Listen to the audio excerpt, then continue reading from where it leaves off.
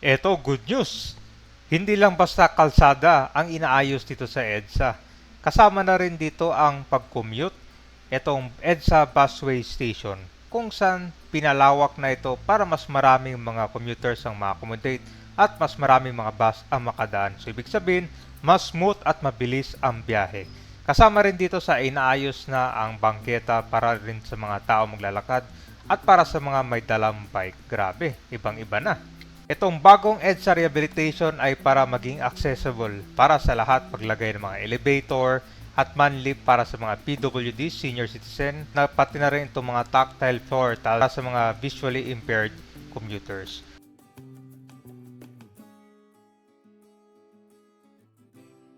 Alright guys, so nandito na tayo sa EDSA ngayon. Ito po yung Guadalupe MRT Station and then EDSA Busway. Kita ko sa inyo mga pagbabago at abangan. Itong MRT Guadalupe Bridge, bagong pintura na. Tapos itong existing EDSA Busway, Guadalupe Bus Station, ongoing na rin yung expansion at modernization. Kita mo yan, no? Yan sa may footbridge, sinisimulan na yon, expansion, meron ng bubong.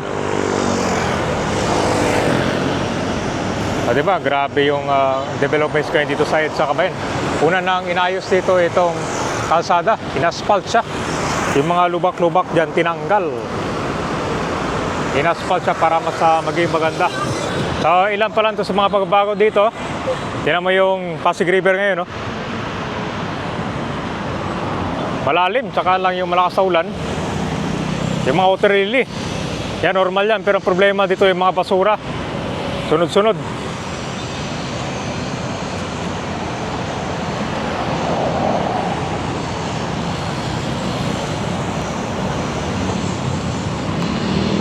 Ako sa inyo itong ongoing busway expansion, tapos doon naman tayo sa kabila. Kapansin-pansin ko lang yung sidewalk dito malawak, doon sa kabila masikip. Meron kasi yung barrier dito pero mabuti ito nakabukas.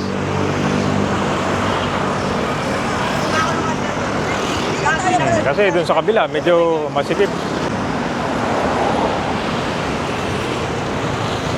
Tingnan natin kabay na itong footbridge. MRT. So ito kabay, nagsisimula na sila dito para sa gagawing tulay, no? Diba naalala nyo kabay nitong Guadalupe Bridge, i-repair.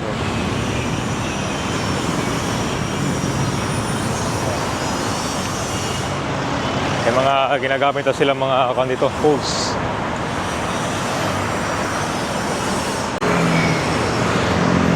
Marami, parang pareho dun sa monumento na itong gagawin nilang busway, meron na rin bubong.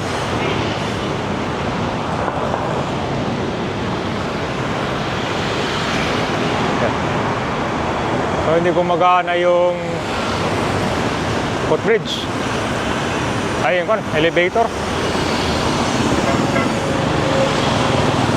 Bagong pintura na rin itong poste. Ang problema lang dito, amoy itas. Amoy apag Yan guys, ganda,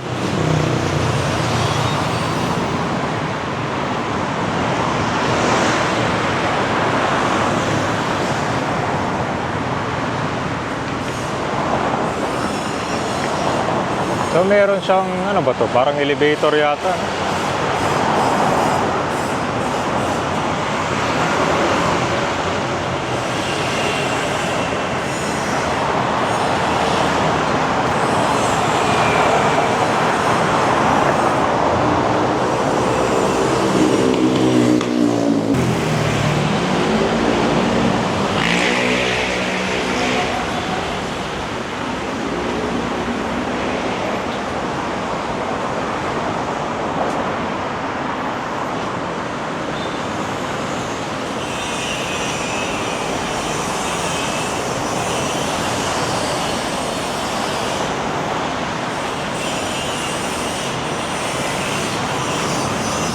Yan na guys, meron ng bubong.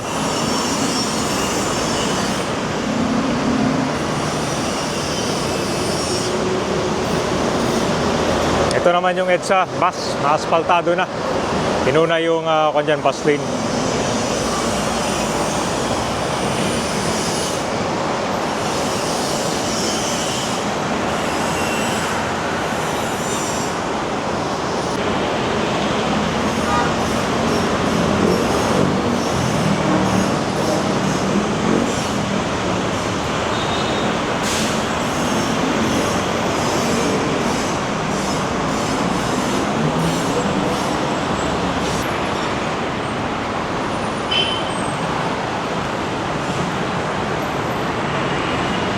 Yeah. So huwag mag-alala kabay dahil meron ding kanyan ramp.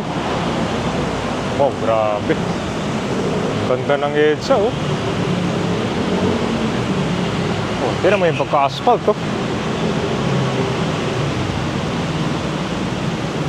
Grabe, guys. Parang brand new tignan yung EDSA.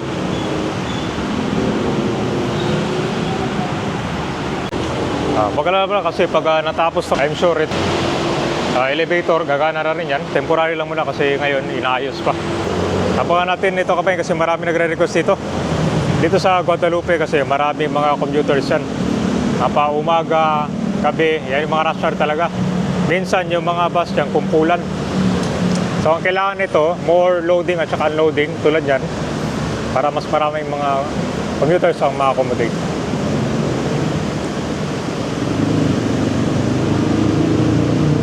Tingnan mo yung bike lane dito, ano kayang pwedeng gawin dyan, no? Kasi nag-misto lang motor lane na yung bike lane, no? Kaya lang yung next ayusin pa dito. Hopefully madagdagan pa.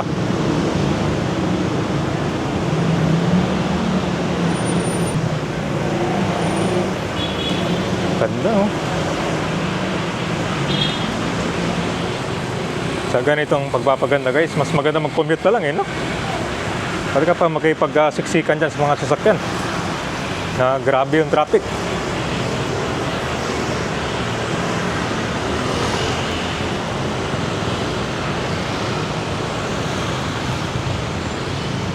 Ito yung sinasabi ko.